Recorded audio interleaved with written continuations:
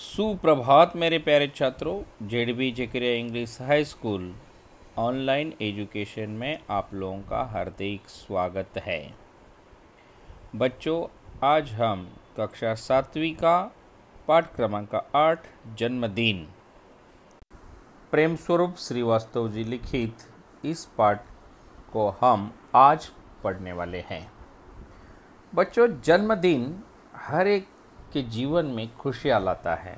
जिस दिन आपका बर्थडे रहेगा या जन्मदिन रहेगा, आप बहुत खुश रहते हैं, है ना।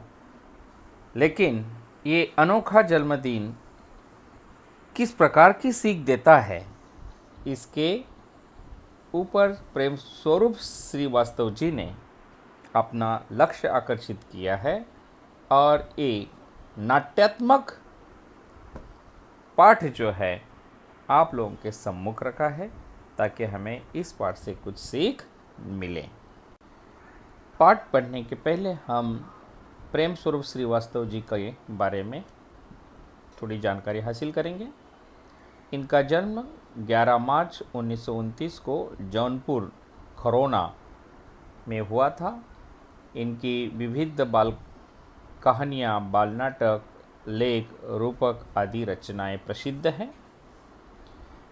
पिछले दशकों से साहित्य सृजन से इनका बहुत लगाव है। प्रस्तुत कहानी में पानी के महत्व को बताकर उसकी बचत की ओर ध्यान आकर्षित किया गया है। हम देखते हैं गांव देहात में पानी के लिए कितना दूर दूर तक जाना पड़ता है और 5-5, 6-6, 10-10 घंटा जो है बिजली गांव शहर में नदारद रहती है। लोड शेडिंग का प्रॉब्लम आता है। इस प्रकार जो है पानी का अपव्यय यदि हुआ तो किस प्रकार की कठिनाइयों का सामना हमें करना पड़ता है, तो हमें इसके ऊपर ध्यान देना चाहिए। पानी की बचत करनी चाहिए, बिजली की भी बचत उसके साथ में हमें करनी चाहिए। तो यही इस पाठ का मुख्य संदेश है। आइए हम पाठ को आगे पढ़ते हैं। गर्मी पड़ने लगी थी। धीरे धीरे उसके तेवर तीखे हो चले। सूरज आग बरसाने लगा। मगर इन सब से बेखबर बबलू अपने में ही मस्त था। बेखबर यानी अज्ञान, क्रोधपूर्ण यानी तेवर का मतलब है क्रोधपूर्ण दृष्टि। उसे बाथरूम में घुसे आधा घंटा हो चुका था। शावर के नीचे उसकी धमाचौकड़ी मची हुई थी, यानी मस्ती मची हुई थी। धमाचौकड़ी मैंने यानी धूम मचाना। कभी तो वह शावर के साथ नल की टोटी भी खोल देता। अंत में माँ को ही चिल्लाना पड़ा, बबलू क्यों इस तरह पानी की बर्बादी कर रहे हो? माँ, मैं ऐसे कुछ भी नहीं कर रहा हूँ, मैं तो बस नहा रहा हूँ। इस गर्मी में मेरा मन तो करता है कि घंटों नहाता रहूं, बबलू बोला। बबलू की इस आदत से उसके माता पिता दोनों परेशान थे। वो मंजन करते समय देर तक पानी बहाता रहता। स्कूल में भी उसे अपनी इस आदत के कारण डांट खानी पड़ती। वह वहाँ के नल की टोटी भी अक्सर खुली छोड़ देता। एक पानी की ही बात नहीं थी, बिजली के साथ भी यही होता। वह कमरे में न हो तब भी पंखा खुला रहता, तो कभी कूलर बंद करना भूल जाता। कभी वो पढ़ते पढ़ते सो जाता, तब भी बल्ब जलता रहता। माँ को ही बुझाना पड़ता। पानी हो या बिजली यानी कि ऊर्जा, दोनों का भंडार सीमित है। सीमित है मतलब ये कभी भी कम होने वाले हैं, नष्ट होने वाले हैं। दुनिया के सभी लोग ऐसा करने लगे तो क्या होगा? नाना वाना तो दूर, लोगों को एक घूंट पानी के लिए तरसेंगे, यानी लोगों को एक बूंद भी पानी नहीं मिल पाएगा। तो इस प्रकार की जो आदत थी वो बबलू की बहुत ही खराब आदत थी। इसे निजात पाने के लिए उसके माता पिता हमेशा उसको बोलते, लेकिन यह बात बबलू की समझ में बिल्कुल नहीं आती थी। माँ और पापा दोनों ही उसमें सुधार लाना चाहते थे, पर उन्हें कोई उपाय नहीं सूझ रहा था। यानी बबलू को किस प्रकार समझाया जाए। बबलू के बारे में, इनकी आदत के बारे में उसके माता पिता दोनों भी बहुत ही परेशान थे और उनको समझ में नहीं आ रहा था कि बबलू को किस तरह समझ दी जाए, सिखाया जाए ताकि वो समझ सके।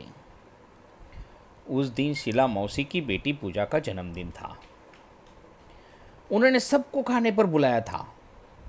शाम को जब उनके यहाँ पहुँच गए, पर बबलू को वहाँ पसरा सन्नाटा देख बड़ा आश्चर्य हुआ। गुब्बारे और रंगीन झालर भी सजे हुए थे, पर कमरे में बिजली की रोशनी नहीं थी। कूलर और पंखा भी नहीं चल रहे थे। केवल दो एक मोमबत्तियां का धीमा प्रकाश फैला हुआ था। यानी बबलू जब वहाँ जन्मदिन पे पहुंचा तो वहाँ पे सन्नाटा छाया हुआ था। सन्नाटा का मतलब गहन शांति, और इसलिए थी कि वहाँ पे रोशनी नदारद थी, यानी बिजली वहाँ पे नहीं थी। इसकी वजह से वहाँ पर पूरा माहौल शांत था। यानी चारों तरफ जो है अंधेरा, प्रकाश जो है वहाँ पे मोमबत्ती का धीमा प्रकाश फैला हुआ था।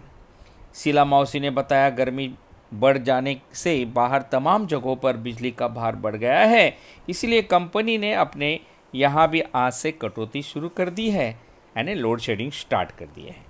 आज कॉलोनी के इस ब्लॉक में कटौती हुई है, फिर बारी बारी दूसरे ब्लॉकों में कटौती करेंगे।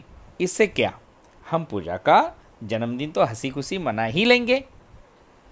फिर पूजा की माँ ने आरती उतारी और मिठाइयाँ बांटी। हैप्पी बर्थडे टू यू के बोल बोले गए, सभी के मुंह से निकल पड़े।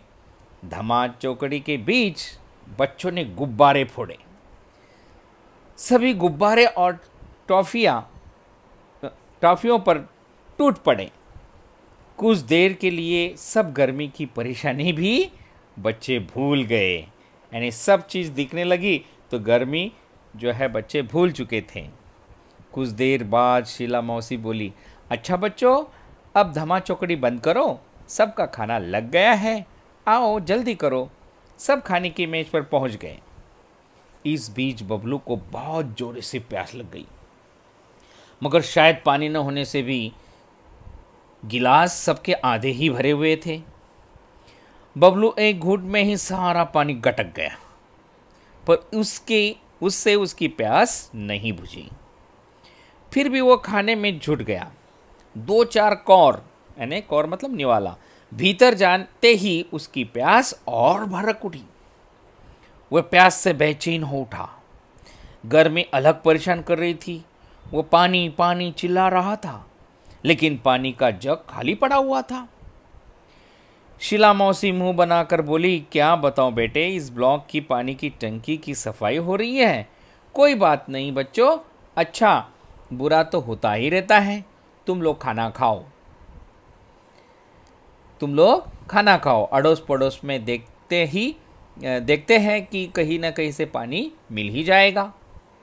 लेकिन इस आश्वासन से बबलू को राहत नहीं मिली।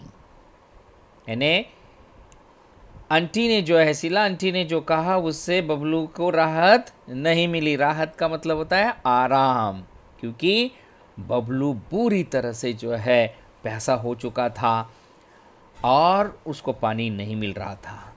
लेकिन इस आश्वासन से बबलू को कोई राहत नहीं मिल पा रही थी। प्यास से उसका गला सूखा जा रहा था। खाने का एक कौर भी गले से नीचे नहीं उतर रहा था। वो प्यास से छटपटाने लगा। आज पहली बार प्यास का अनुभव करने से तो उसे पानी मिलने वाला नहीं था। यानी फर्स्ट टाइम ऐसा हुआ, प्यास किस प्रकार होती है और उसका एहसास जो है होने लगा। जैसे आज पानी की तो बबलू से अपनी बर्बादी का जी भर कर बदला जो लेना था। यानी पानी जिस प्रकार बबलू जो है वेस्ट करता था, आज बबलू उस पानी के लिए तरस रहा था और पानी को भी मानो बबलू से बदला लेना था। अब तो बबलू क्या तमाम बच्चों का धैर्य जवाब देने लग गया था। तभी चमत्कार हो गया। अचानक बिजली आ गई, कूलर पंखे चलने लगे, कमरा बिजली की रोशनी से जगमगा उठा, सभी बच्चे खुशी से चिल्ला उठे। मगर भाई बिजली आने पर से तो प्यास नहीं बुझने वाली। अंकल को भी अचानक कुछ याद हो गया। वे खुशी से बोल उठे, अरे बच्चों, मैं तो भूल ही गया था कि बड़े वाले पानी की कूलर में पानी भरा हुआ है।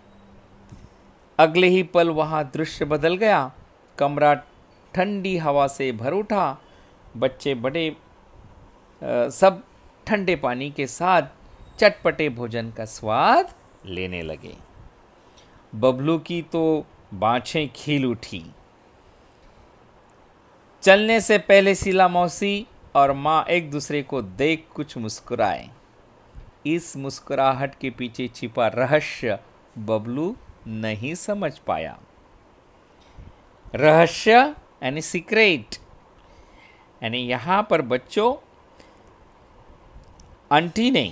शीला आंटी ने और बबलू की माँ ने एक नाटक किया था बिजली जाने का, पानी न आने का, और वो नाटक बराबर सटीक बैठ गया। यानी ये काफ़ी था बबलू की हरकत को सुधारने के लिए। इस नाटक का उन्होंने बखूबी अच्छा उपयोग किया और बबलू को सबक सिखाने में दोनों भी कामयाब हो चुकी थी। घर पहुंचने पर माँ को बबलू की किसी सोच में डूबा दिखाई पड़ा। जब वहाँ से घर पहुँचे तो बबलू बहुत गहरी सोच में था। बबलू कुछ नहीं बोला। शीला के यहाँ जो घटना हुई वह सब भी उसकी आंखों के आगे घूम रही थी। अपने आंगन की गौरैयों की प्यास से खुली चोंच, बाहर सड़क की नाली में जीभ निकालते हाँफते हुआ टॉमी, शीला मौसी के यहाँ प्यास से सूखता उसका गला, पंखा कूलर जरा देर के लिए बंद रहने पर बहता पसीना, बहुत कुछ नहीं। अब वह ऐसा कुछ भी नहीं करेगा। यानी बबलू को ये सारी चीज़ें जो है याद आने लगी और उसकी गलतियों का उसे एक एक करके एहसास होने लगा और ये एक से एक चीज़ें जो है उसके नज़र के सामने आने लगी। माँ, कल से मुझे आंगन में किसी बर्तन में पानी भर कर रखना है। माँ हंसकर बोली, तेरे कारण पानी बर्बाद होने से बचे तब न रखें। माँ, अब पानी की एक बूंद भी मैं बर्बाद नहीं होने दूंगा। बबलू आत्मविश्वास से भरकर बोला। मगर बबलू कभी यह नहीं जान पाया कि शीला मौसी के यहाँ जन्मदिन की पार्टी में जो कुछ हुआ वह एक नाटक मात्र था। उसे सबक सिखाने के लिए माँ ने चलने से पहले शीला मौसी को फ़ोन पर बबलू की इस आदत के बारे में सब कुछ बता दिया था। शीला मौसी ने भी कुछ करने का भरोसा दिया था और उन्होंने यह नाटक किया जो कि पूरी तरह कामयाब हो गया। अब तो बबलू खुद भी अपने दोस्तों को समझाता है कि पानी और बिजली अनमोल है, इन्हें भविष्य के लिए बचा कर रखो। यानी आज जो बबलू घंटों देर तक जो है पानी को नष्ट करता था, बाथरूम में नहाता था, पढ़ाई करते समय सो जाने के बावजूद लाइट चालू रखता था, घर से बाहर निकलते समय वो कभी भी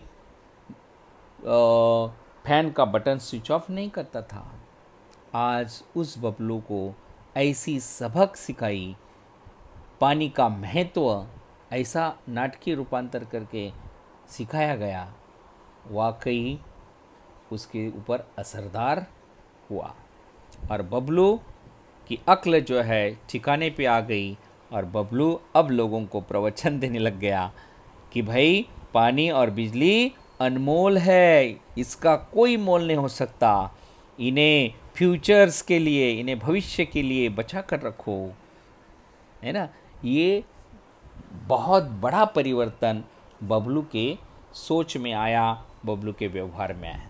तो इस प्रकार यहाँ पर एक अनोखा जन्मदिन जो है साजरा किया गया, जिसमें एक बबलू जैसे अनेक नौजवान जो है उनको बड़ी सबक मिली और उन्होंने इसका महत्व जो है जाना और भविष्य की चिंता उनको होने लगी।